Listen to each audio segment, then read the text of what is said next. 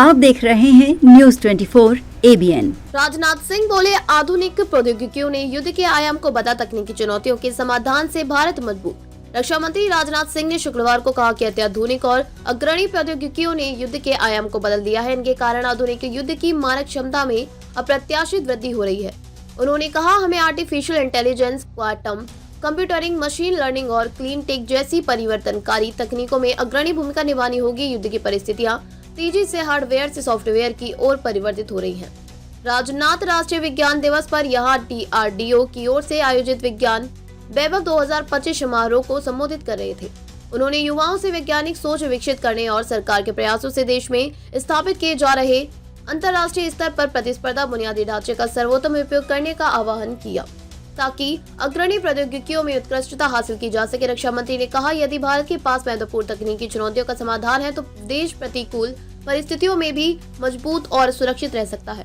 हमारे युवाओं को वैज्ञानिक दृष्टिकोण अपनाते हुए सामान्य से आगे जाने का प्रयास करना चाहिए। उन्होंने पूर्व राष्ट्रपति डॉक्टर APJ अब्दुल कलाम के शब्दों को याद किया, जिसमें उन्होंने कहा था कि विज्ञान मानवता के लिए सुंदर उपहार है, हमें इसे विकृत नहीं करना चाहिए बल्कि समाज की बेहतरी के लिए इसका उपयोग करना चाहिए। उन्होंने कहा कि प्रधानमंत्री नरेंद्र मोदी के नेतृत्व में केंद्र सरकार लोगों के कल्याण के लिए आधुनिक प्रौद्योगिकी का उपयोग करने को प्रतिबद्ध है। हाइपरसोनिक एंटी-शिप मिसाइल टीम को किया सम्मानित।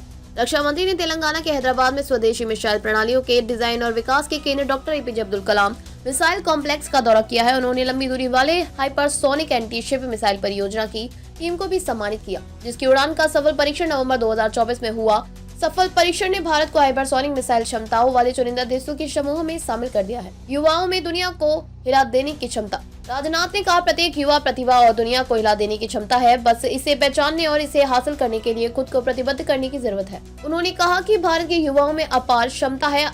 सरकार का प्रयास है कि 2047 तक विकसित भारत के लक्ष्य को हासिल करने के लिए उनकी क्षमताओं का उपयोग किया जाए। कोई भी बच्चा अच्छी शिक्षा से वंचित न। रक्षा मंत्री ने कहा कि यह सुनिश्चित करना केंद्र और राज्यों की संयुक्त जिम्मेदारी है कि हमारी भावी पीढ़ी को सर्वोच्चतम शिक्षा मिले और कोई भी बच्चा अच्छी शिक्षा से वंचित न रहे। उन्होंने कहा कि नई दिशा नीति NEP ने फील्ड वर्क, प्रैक्टिकल और अनुसंधान जैसे गतिशील तत्वों को शामिल करके हमारी शिक्षा प्रणाली की प्रकृति में बड़ा बदलाव किया है।